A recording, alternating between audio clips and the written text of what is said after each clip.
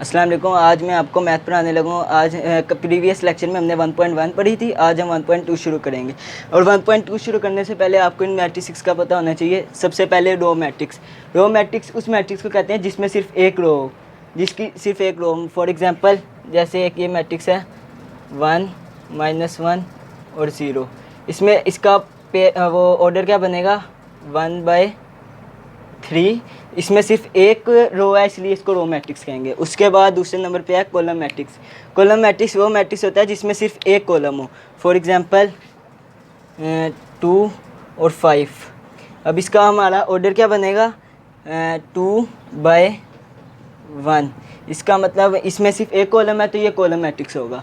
तीसरे नंबर पे आते हैं स्क्वायर मैट्रिक्स। स्क्वायर मैट्रिक्स उस मैट्रिक्स को कहते हैं जिसका ऑर्डर सेम हो, मतलब 1/1, 2/2 और 3/3, मतलब रोज कॉलम के इक्वल होनी चाहिए। फॉर एग्जांपल एक ये 5, इसका ऑर्डर क्या है 1/1, ये भी क्या होगा स्क्वायर मैट्रिक्स होगा। और अगर हम ये बनाएं 2 0 1 3, ये भी क्या होगा स्क्वायर मैट्रिक्स, क्योंकि इसका ऑर्डर क्या है 2/2, मतलब ऑर्डर सेम होना चाहिए। तीसरे नंबर पे आ जाते हैं रेक्टेंगुलर मैट्रिक्स। रेक्टेंगुलर मैट्रिक्स वो मैट्रिक्स होता है जिसमें ऑर्डर सेम नहीं होना चाहिए, मतलब रो का ऑर्डर जो है ना वो कॉलम से डिफरेंट होना चाहिए। For example 5 3 2 1 0 2।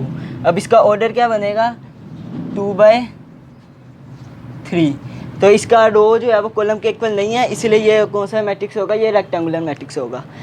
और पाँचवें नंबर पे आ जाता है नल और जीरो मैट्रिक्स। नल और जीरो मैट्रिक्स उस मैट्रिक्स को कहते हैं जिनकी एंट्रीज जो है सारी ज़ीरो, उसको हम नल मैट्रिक्स कहेंगे। फॉर एग्जांपल 0 0 0 0, ये क्या नल मैट्रिक्स, ऑर्डर इसका जो भी हो लेकिन एंट्री सारी ज़ीरो होनी चाहिए।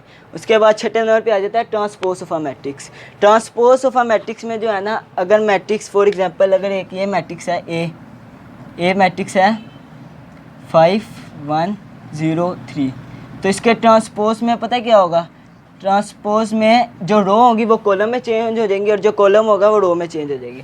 अब जैसे ये 5 और 1, ये एक रो है तो ये कॉलम में चेंज हो जाएंगे, 5 और नीचे 1 आ जाएगा। और ये दूसरी रो है 0 3, ये भी क्या हो जाएगा कॉलम में चेंज हो जाएगा, 0 और 3 ये उसमें चेंज हो गया। तो ट्रांसपोज ऑफ अ मैट्रिक्स इसे कहते हैं।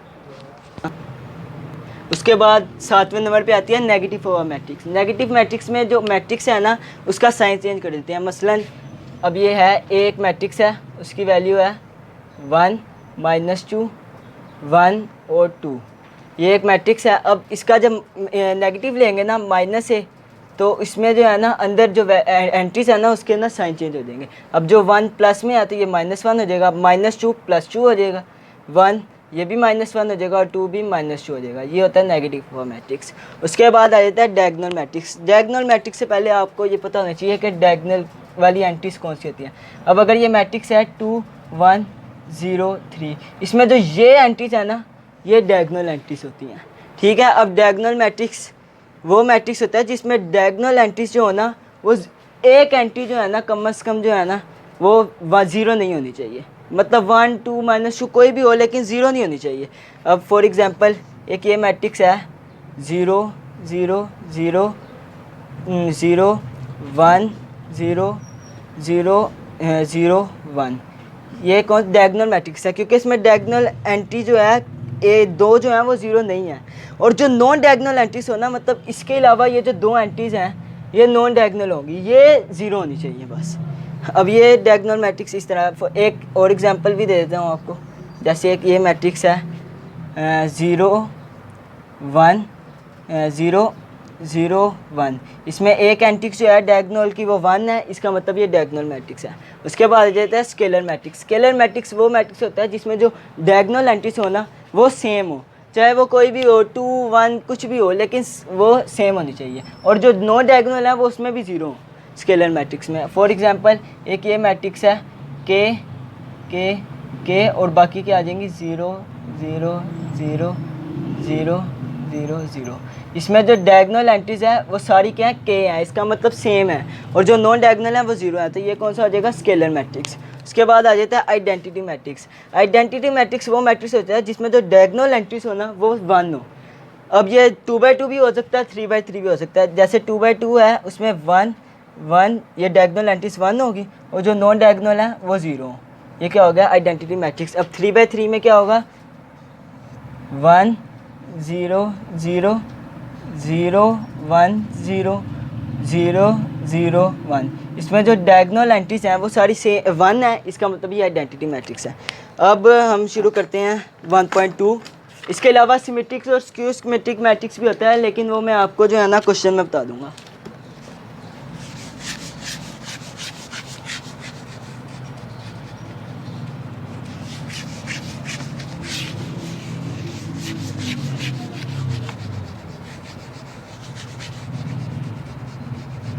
अब हम 1.2 शुरू करते हैं। 1.2 का जो क्वेश्चन नंबर 1 है उसमें उन्होंने हमें क्या है कि from the flowing matrix identify unit matrix, row matrix, column matrix and null matrix. इसमें हमें बताना है कि ये जो चार इन्होंने हमें कहा है unit matrix, row matrix, column matrix और नल मैट्रिक्स, ये इनमें से कौन सी है। ये मैं आपको ऐसी बुक पे समझा देता हूँ। जो पहला है ए इज़ इक्वल टू, उसमें देखें आप सारी एंट्रीज ज़ीरो हैं, तो ये कौन सा मैट्रिक्स होगा नल और ज़ीरो मैट्रिक्स। अब जो बी है, बी की वैल्यूज उन्होंने सारी एक रो में दी हैं 2 3 4, तो ये कौन सा मैट्रिक्स हो जाएगा रो मैट्रिक्स। अब सी जो है उसमें उन्होंने हमें सारी एंट्रीज जो है ना एक कॉलम है और 3 रो है, 1/3 इसका वो ऑर्डर बनता है, तो कॉलम एक है, इसका मतलब ये कौन सा मैट्रिक्स है कॉलम मैट्रिक्स। उसके बाद चौथे पार्ट में डी इज़ इक्वल टू 1 0 0 1। अब ये आपको आइडेंटिटी मैट्रिक्स अभी बताया कि जो डायगोनल एंट्रीज हैं वो 1 हो, तो इसमें डायगोनल एंट्रीज 1 है और नॉन डायगोनल 0 है, तो ये कौन सी मैट्रिक्स है आइडेंटिटी मैट्रिक्स। उसके बाद ई जो है वो उसकी एंट्री क्या है 0 है, इसका मतलब ये भी नल मैट्रिक्स है। और एफ़ जो है उसमें भी एक कॉलम में दिया हुआ है, तो ये भी क्या कॉलम मैट्रिक्स है। अब जो पार्ट 2 है उसमें भी उसने हमें वैल्यूज़ दी हैं और मैट्रिक्स दी हैं और बताया, उसने पूछा कि कौन सा मैट्रिक्स है ये। अब पहला जो है उसमें इसका ऑर्डर क्या बन रहा है 2/3 का। अब ये ऑर्डर सेम नहीं है इसका, तो ये कौन सा मैट्रिक्स है रेक्टेंगुलर मैट्रिक्स है। जो पार्ट 2 है उसमें सारे एक कॉलम में है, तो ये 1/3 ऑर्डर है, एक कॉलम है, इसका मतलब ये कॉलम मैट्रिक्स है। और तीसरे में 2/2 है, तो ये कौन सा मैट्रिक्स होगा स्क्वायर मैट्रिक्स होगा, ठीक है, क्योंकि इसके वो ऑर्डर सेम है। और चौथा जो है उसमें 1 0 0 1, जिसमें डायगोनल एंट्रीज 1 हो वो आइडेंटिटी मैट्रिक्स होती है। इसके ये चौथा जो है ये आइडेंटिटी मैट्रिक्स है। पाँचवें में भी ऑर्डर जो है वो सेम नहीं है, 3/2 है, तो ये भी रेक्टेंगुलर मैट्रिक्स बनेगा। छठे में एक रो में है सारी वैल्यूज़, तो ये भी रो मैट्रिक्स है। 7 में भी एक कॉलम में है सारी वैल्यूज़, ये 3/1 बन रहा है, तो ये भी क्या कॉलम मैट्रिक्स है। आठवां इसमें जो है हमें एंट्रीज जो है इसका जो ऑर्डर बन रहा है वो 3/3 बन रहा है, सेम ऑर्डर है, इसका मतलब ये जो आठवां पार्ट है ये स्क्वायर मैट्रिक्स है। और 9वें पार्ट में सारी एंट्रीज 0 हैं, तो ये कौन सा मैट्रिक्स होगा ये नल मैट्रिक्स होगा। अब जो इसका पार्ट 3 है उसमें भी उसने हमें कहा है identify diagonal scalar and unit matrix जो है वो हमें फाइंड करना है। यूनिट मैट्रिक्स जो है वो आइडेंटिटी मैट्रिक्स को ही कहते हैं। जिसमें पहला पार्ट है वो ए इज़ इक्वल टू 4 0 0 4। अब डायगोनल एंट्रिक्स जिसमें सेम हो वो कौन सा मैट्रिक्स होता है स्केलर मैट्रिक्स होता है, तो ये कौन सा होगा स्केलर मैट्रिक्स। जो पार्ट बी है उसमें 2 0 0 -1, इसमें जो है डायगोनल एंट्रीज सेम नहीं है, लेकिन डायगोनल मैट्रिक्स सेम नहीं है, तो ये कौन सा मैट्रिक्स होगा ये डायगोनल मैट्रिक्स आएगा, क्योंकि इसमें वैल्यू 0 नहीं है, डायगोनल एंट्री 0 नहीं है, तो ये कौन सा डायगोनल मैट्रिक्स है। और पार्ट सी में 1 0 0 1, ये तो अभी आपको मैंने समझाया, ये आइडेंटिटी मैट्रिक्स है। और डी जो है उसमें 3 0 0 0, ये भी कौन सा है ये डायगोनल मैट्रिक्स है, क्योंकि इसमें डायगोनल एंट्री जो है वो एक तो नॉन ज़ीरो है ना, इसका मतलब ये डायगोनल मैट्रिक्स है। और पार्ट जो ई है वो भी 5 -3, और 5 -3 क्या होता है 2 होता है। आगे ये एक दफ़ा मैं आपको बता देता हूँ, ये जो इसका पाँचवा पार्ट है ई इज़ इक्वल टू 5 -3 0 0 और 1 + 1। अब जब हम 5 -3 क्या होगा 5 -3 होता है 2, फिर आगे 0, फिर 0, 1 + 1 भी 2, तो इसमें डायगोनल एंट्री सेम है, तो ये कौन सा मैट्रिक्स होगा ये स्केलर मैट्रिक्स होगा। अब उसके बाद जो क्वेश्चन नंबर 4 है उसमें उसने हमें वैल्यू मैट्रिसेस दिए हैं, हमने उसका नेगेटिव फाइंड करना है, तो मैं आपको समझा देता हूँ। ये कौन सी एक्सरसाइज है एक्सरसाइज 1.2 का क्वेश्चन नंबर 4। इसमें अब पहला है a इज़ इक्वल टू 1 0 -1। अब इसका हमने नेगेटिव उसने क्या फाइंड करना है, तो क्या होगा a नेगेटिव क्या होगा a नेगेटिव, तो उसके अंदर का साइन भी क्या होगा चेंज हो जाएगा 1 0 -1 इसके बाद माइनस आ जाएगा, तो minus A negative of a matrix क्या निकलेगा, अंदर वालों के साइन चेंज हो जाएंगे, तो 1 प्लस है ये -1 हो जाएगा, और 0 तो ऐसे ही रहेगा, और ये -1 है ये +1 हो जाएगा। ये क्या आ गया, इसका नेगेटिव ऑफ अ मैट्रिक्स आ गया। अब इसका दूसरा पार्ट करते हैं। दूसरे पार्ट में इसने में क्या क्या, b इज इक्वल टू 3 2 -1 1। अब इसका हमने नेगेटिव फाइंड करना है, तो इसका नेगेटिव पहले लेंगे, दोनों तरफ नेगेटिव ले लेंगे, -b is equal to minus अंदर 3 -1 2 1। अब अंदर नेगेटिव लेंगे तो अंदर सबके साइन चेंज हो जाएंगे, तो क्या आ जाएगा, 3 पॉजिटिव है तो ये क्या हो जाएगा -3, 2 माइनस है ये +1, 2 ये -2 हो जाएगा, और 1 जो हो जाएगा ये भी -1 आ जाएगा। ये दूसरा पार्ट भी हो गया। अब इसका तीसरा पार्ट करते हैं। c इज इक्वल टू 2 6 3 2, ठीक है। अब इसका भी हमने नेगेटिव फाइंड करना है। अब दोनों तरफ नेगेटिव ले लेंगे, -c is equal to minus लेके अंदर एंटीज 2 3 6 और 2। इसका नेगेटिव लेंगे तो क्या आएगा, अंदर साइन चेंज हो जाएंगे, -2 6 -3 और -2 -6 -3 -2, तो सारे क्या हो गए, नेगेटिव हो गए। इसका पार्ट 4 करते हैं। d is equal to -3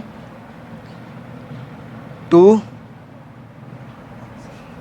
-4 5। Negative ले लेंगे दोनों तरफ, -g is equal to minus, और अंदर ऐसी एंटीज आ जाएंगी, -3 -4 2 5। अब माइनस से अंदर साइन चेंज हो जाएगा, ये -3 है तो ये क्या हो जाएगा, +3 हो जाएगा, ये -4 है तो ये क्या हो जाएगा 4, और 2 प्लस में है तो ये -2, और 5 प्लस में है तो ये क्या आ जाएगा -5। एक पार्ट रह गया बस, अब इसका भी कर लेते हैं।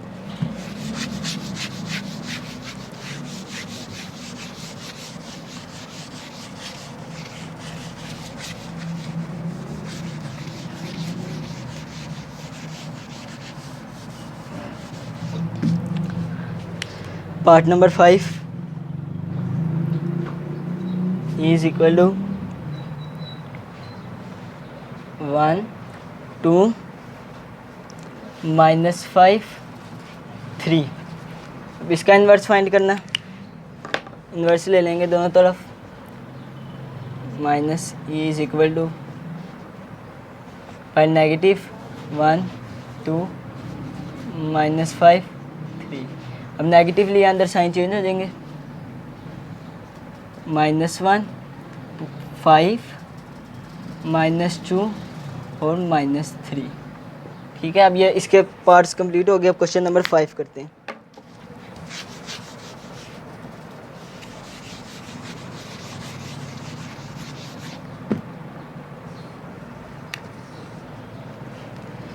अब क्वेश्चन नंबर 5 में वो हमें कह रहा है, उसने हमें मैट्रिक्स दिए हैं, हमने उसका ट्रांसपोज फाइंड करना है।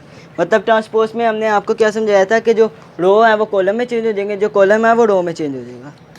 इसका पहला पार्ट करते हैं।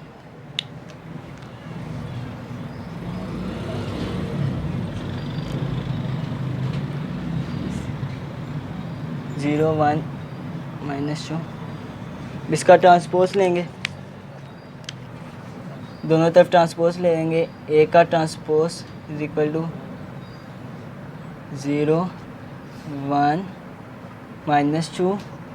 इसका क्या कर लेंगे, ट्रांसपोज लेंगे। अब ट्रांसपोज लेंगे तो रो कॉलम में चेंज हो जाएगी और कॉलम रो में चेंज हो जाएगा। तो ए का ट्रांसपोज क्या आएगा, स्पोज इज इक्वल टू 0 1 और -2।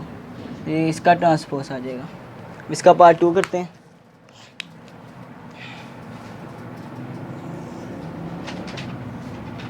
b is equal to 5 1 -6। इसका ट्रांसपोज फाइंड करना है। बी का transpose is equal to 5 1 minus 6 का ट्रांसपोज लेंगे तो रो कॉलम में चेंज हो जाएगा, कॉलम रो में चेंज हो जाएगा।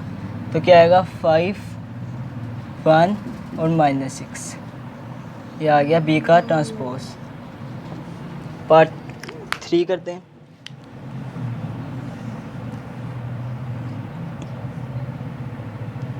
सी इज इक्वल टू 1 2 3 2 -1 0। अब इसका ट्रांसपोज ले लेंगे दोनों तरफ।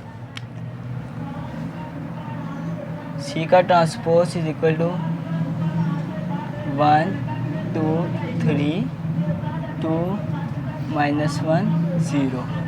इसका क्या ट्रांसपोज ले लेंगे तो क्या आएगा 1 2 3 2 -1 0। इसका ट्रांसपोज आ जाएगा सी का। अब 3 पार्ट रह गए।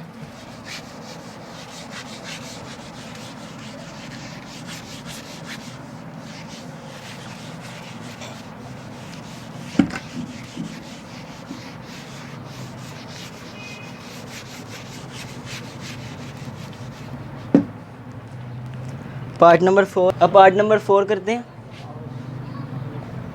पार्ट नंबर 4 है D इज इक्वल टू 2 0 3 5। इसका ट्रांसपोज फाइंड करना है। D का ट्रांसपोज इज इक्वल टू 2 0 3 5 और इसका ट्रांसपोज, तो D का ट्रांसपोज क्या आएगा, रो कॉलम में चेंज हो जाएगा, 2 0 हो जाएगा और 3 5, ये कॉलम है ये रो में चेंज हो जाएगा 3 5। तो ये D का ट्रांसपोज आ गया। इसका part number 5 E is equal to 2 -4 3 5। इसका ट्रांसपोज लेना है। E का ट्रांसपोज इज इक्वल टू 2 -4 3 5। इसका ट्रांसपोज, अब रो कॉलम में चेंज हो जाएगी, कॉलम रो में 2 -4 और 3 5। ये क्या आ जाएगा E का ट्रांसपोज। इसका लास्ट पार्ट करते हैं। F is equal to 1 2 3 4। इसका ट्रांसपोज ले लेंगे दोनों तरफ। इसका ट्रांसपोज इज इक्वल टू 1 3 2 4 का ट्रांसपोज, तो F का ट्रांसपोज आ जाएगा 1 3 और 2 4। इसका इस एक्सरसाइज का लास्ट पार्ट रह गया, क्वेश्चन नंबर 6। अब क्वेश्चन नंबर 6 में उसने हमें A और B की वैल्यू दी है। A की वैल्यू से हमें दी है 1 2 0 1 और B की वैल्यू उसने हमें दी है 1 2 0 1। अब उसने हमें कहा है पहले पार्ट में कि A ट्रांसपोज का और ट्रांसपोज जो है वो A के इक्वल है। हमें अब ये फाइंड करना है, ठीक है ना। तो अब A का पहले हम ट्रांसपोज लेंगे, A की वैल्यू लिखते थे पहले 1 0 2 1। अब A का ट्रांसपोज ले लेंगे पहले, का ट्रांसपोज 1 0 2 1 का ट्रांसपोज, तो इधर डाल लेते हैं। A का ट्रांसपोज आएगा, रो कॉलम में चेंज हो जाएगा, कॉलम रो में, तो आएगा 1 0 2 1। अब इसका होल ट्रांसपोज लेना है, एक और दफ़ा ट्रांसपोज, A ट्रांसपोज का ट्रांसपोज इक्वल टू 1 2 0 1 का ट्रांसपोज ले लेंगे तो आंसर आ जाएगा 1 0 1 1 2 0 1। अब ये देखें आप, ये ए ट्रांसपोज का ये इसी के इक्वल आया। क्वेश्चन नंबर 1 जो है वो क्वेश्चन नंबर 2 के इक्वल आई है। इसका मतलब है ए ट्रांसपोज का जो होल ट्रांसपोज है वो ए के इक्वल आया। ठीक है, अब इसका पार्ट 2 करते हैं।